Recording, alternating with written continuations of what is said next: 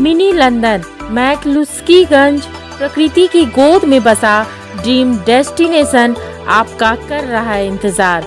आइए अपने यादगार लम्हों को बिताइए ड्रीम डेस्टिनेशन में। राजधानी रांची से महज 50 किलोमीटर दूर आपका अपना ड्रीम डेस्टिनेशन।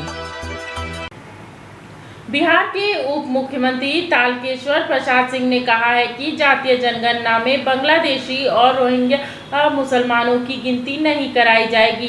बिहार में अब मुख्यमंत्री नीतीश कुमार ने जातीय जनगणना 2023 तक संपन्न कराने की घोषणा की है। देखिए, ये दुर्भाग्यपूर्ण है। आपको अच्छी तरह पता है कि बिहार विधानसभा में 2019 में उस समय के तत्कालीन जो संसदीय कार्य मंत्री श्री श्रवण कुमार जी हैं, उन्होंने यह प्रस्ताव लाया था एक राजकीय संकल्प के द्वारा, और वो सर्वसम्मति से पारित हुआ था। और उसके बाद 2020 में 27 फरवरी 2020 को उस समय के तत्कालीन बिहार विधानसभा के सम्मानीय अध्यक्ष श्री विजय कुमार चौधरी जी ने आसन से इसका उल्लेख करते हुए पुनः सर्वसम्मति से पारित हुआ था कि ये जातीय जनगणना कराई जाए।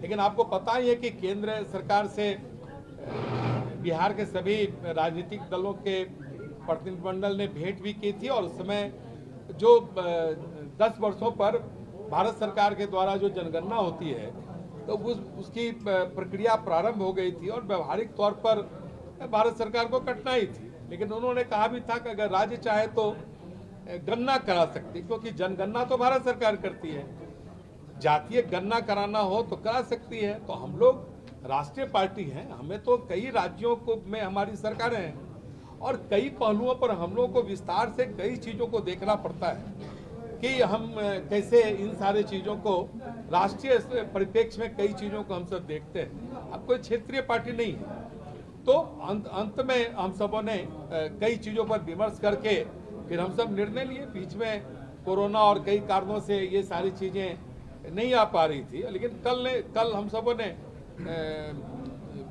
सभी जो राजनीतिक दल के नेता हैं और उनके अध्यक्ष हैं, उनकी बैठक बुलाई। ये तो हमारी सरकार ने बुलाई, और हम सरकार के हिस्सेदार हैं, और उस बैठक में मैं भी शामिल था। हमारे भारतीय जनता पार्टी के प्रदेश अध्यक्ष श्री संजय जायसवाल जी भी उपस्थित थे, और अन्य सभी दलों के भी अपने माननीय नेता और अध्यक्ष उपस्थित थे। और सर्वसम्मति से हम सबों ने निर्णय लिया कि बिहार सरकार अपने खर्च पर जातीय गणना कराएगी।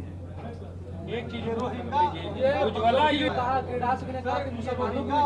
हाँ, निश्चित रूप से जो हमारे मुस्लिम भाई हैं, उनके उस धर्म संप्रदाय या पंथ में जो अलग अलग सामाजिक दृष्टि से जातियां हैं, उसकी भी गणना अलग अलग होगी, जिससे कि उनको भी उनका हक मिल सके।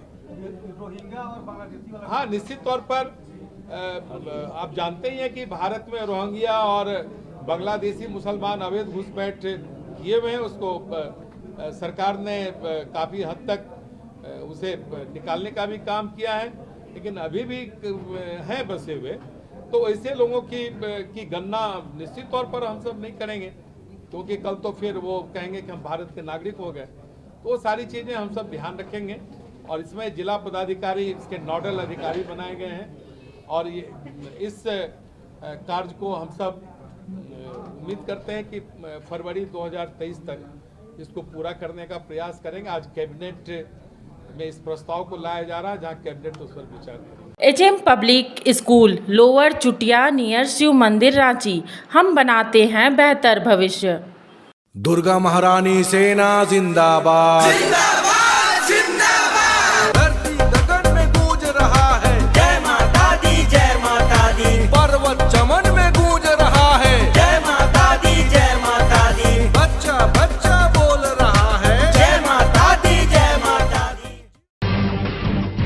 जब टूटती है आस, जब थकती है सांस, जब रूठते हैं अपने, मुंह मोड़ता है जमाना, जब अंगड़ाई लेता है संकल्प, फिर बनती है कहानी, बनते हैं अनमिट निशान।